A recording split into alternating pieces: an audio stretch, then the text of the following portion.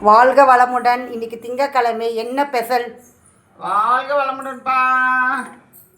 சாதம், அதுக்கப்புறம் மாங்காய் முருங்கைக்காய் சாம்பார்,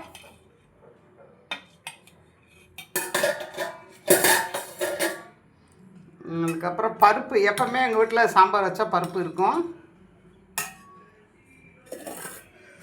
அப்பா நேற்று காய்ச்சனை நம்ம நேற்று இது ராகி களிக்கு கலர்னா அதில் மீதி இருந்ததை இன்றைக்கி கூழு கரைச்சி வச்சுருக்கேன் பாருங்கள். வெயிலுக்கு நல்லாயிருக்கும், சாப்பிட்டோம்னா எவ்வளோ சூடாக இருந்தாலும் தணிஞ்சிடும்.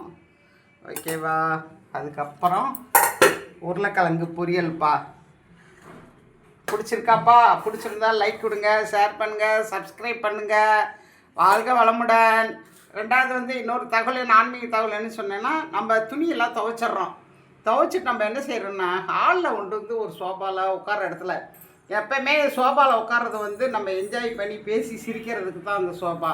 அந்த துணிமணியெல்லாம் கொண்டு போட்டு வைக்கும்போது நெகட்டிவ் ஆகும். சரியா? அந்த நேரத்தில் நல்லா இருக்காது. அந்த மாதிரிலாம் போட்டு வைக்காதீங்க தயவுசெய்து. துணியை ஓரமாக போட்டு வைங்க. மடிக்க நேரத்தில் டக்குன்னு மடித்து வச்சுருங்க.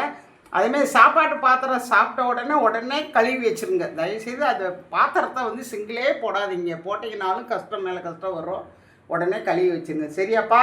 புரிஞ்சுதா? லைக் கொடுங்க, ஷேர் பண்ணுங்கள், சப்ஸ்கிரைப் பண்ணுங்கள். வாழ்க வளமுடன்.